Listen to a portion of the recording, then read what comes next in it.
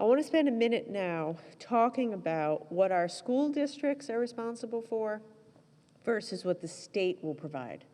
I think this is important for folks to know, it's important for parents to realize, and frankly, it's important for the school districts to know. So I'd ask you please to put up the slide that we've prepared that explains the role of the state and the role of the local districts. The slide before you is intended to illustrate the unified and, I think, innovative approach that we're taking here in Rhode Island, both to getting schools open safely and providing support to the school districts once they've opened. On the left-hand side of the slide in front of you, you see the responsibilities of your school district. First and foremost, the job of every school leader, every principal, every superintendent, is to provide high-quality learning experiences for their kids, for their students.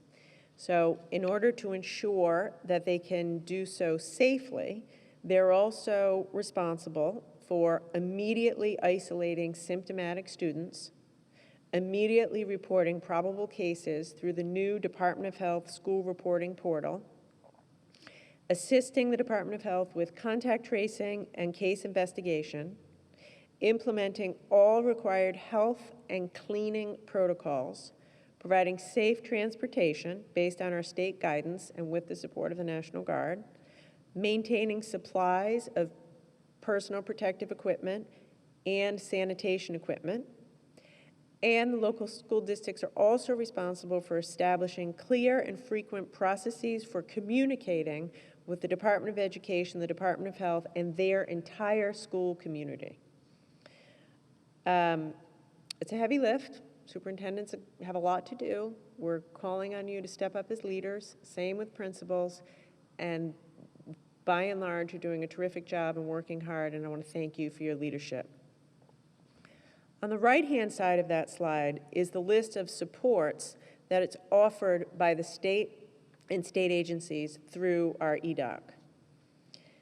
The Department of Health is going to be providing ongoing public health guidance to schools, in addition to overseeing case investigation, contact tracing, and testing operations for all staff and students. They'll also be leading ongoing on-site facility assessments for school buildings, and I'm going to talk about that more in a second. So I want to pause and make this clear, because this is different in Rhode Island than I think in pretty much every other state in the country. We, the state, are going to undertake the responsibility of providing testing, contact tracing, case investigation for all the schools and all the school districts. We're a small state. We don't really have a county form of government, and we felt that was the right thing to do. If you're a parent or a teacher and you're listening to this, I hope it gives you some sense of confidence that the state, you know, we've learned how to do testing. We've learned how to do contact tracing and case investigation. So we're going to handle this for your school in communication with the school, and I hope you have some confidence knowing that that's the way it will be handled. The Department of Education will be providing operating guidance and instructional support with a focus on learning outcomes, ensuring that every school has the best possible in-person and distance learning platforms, and they'll be communicating constantly with school leaders.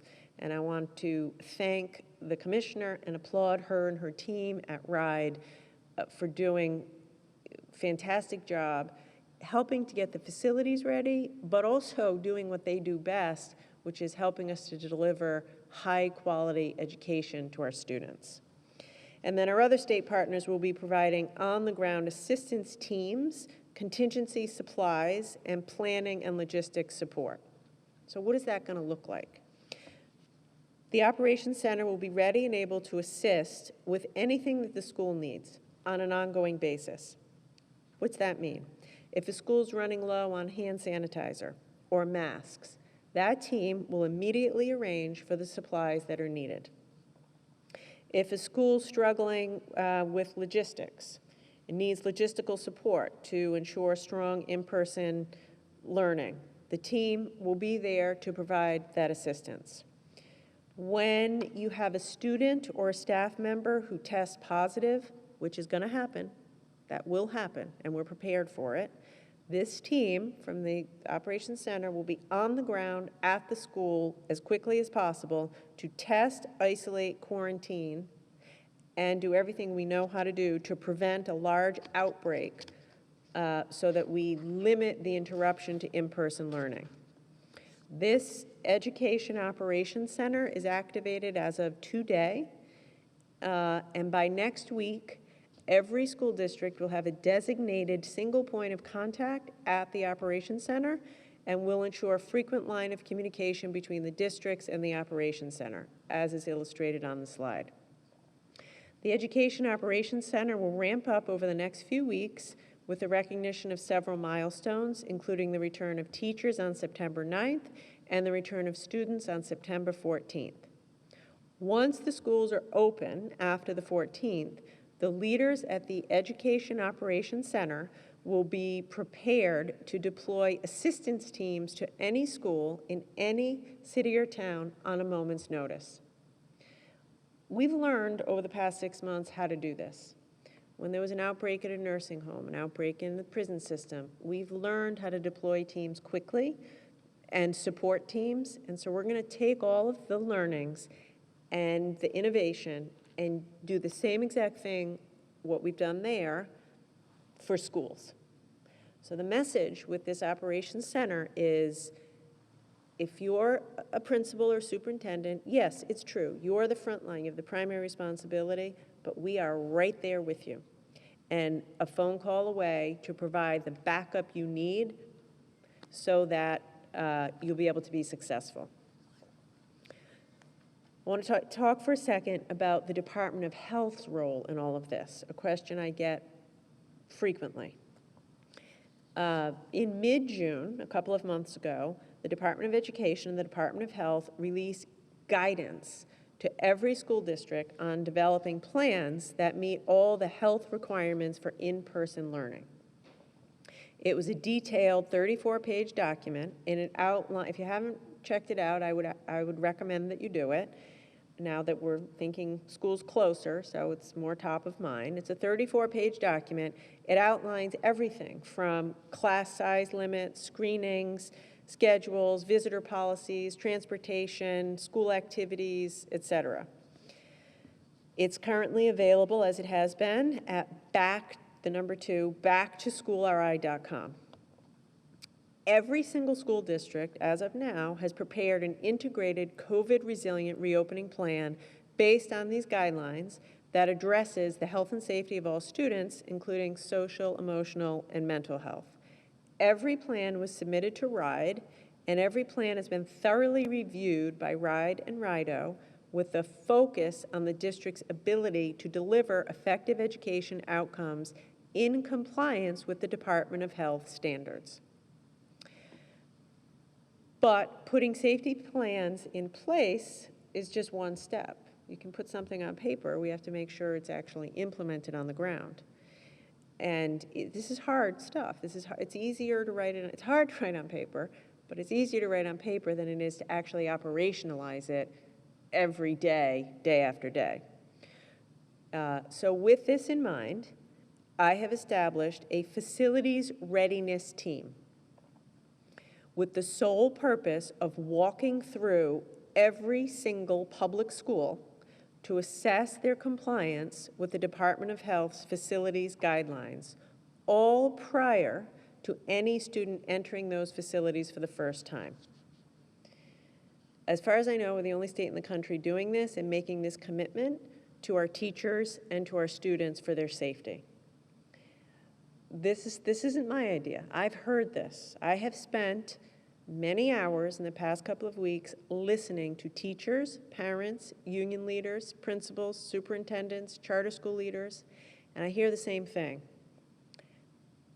Of asking, please, could we have someone from RIDO, from the Guard, from the team, go through the facility to make sure that the facility is ready to accept students and that the facility looks like what the plan says it should look like. So today I'm pledging you that that will happen. before any students and teacher steps foot to begin school on the 14th, every facility will have had a walkthrough to make sure that it is ready to accept students. Department of Health has developed a detailed 13-page guidance document that covers every element of a safe school. Classroom layout, hallway layout, cleaning, ventilation, air circulation, availability of isolation space, and on. That document, that 13-page document, is going to be posted today, by the end of the day, at backtoschoolri.com. So you can feel free to look at that. If you're a parent or a teacher, I'd recommend you look at it. No one should have to go to school or go to work in a school and feel unsafe. So we're doing everything we know how to do to make you safe and make you feel safe, which is what you deserve. So check out this 13-page document, and that's the document that the inspectors will use to make sure that the school is ready. Additionally, over the weekend, we've also engaged a nationally recognized air quality expert who will be participating in the walkthroughs to ensure that schools have taken appropriate precautions to circulate the air. Finally, and additionally, this isn't going to stop once the doors open. That team, I'm going to keep it in place throughout the school year, and they're going to do continuous and unannounced on-site inspections and audits, similar to what we do with restaurants, to make sure that throughout the year, the schools are doing what they're supposed to do in order to keep students and teachers safe. And by the way, we're doing it together. This isn't about, we're going to have the audits, we're going to have the inspectors go in, but it's not a gotcha, because we're also going to have our operations center and support teams available. So if you're not in compliance, we're going to help you get into compliance.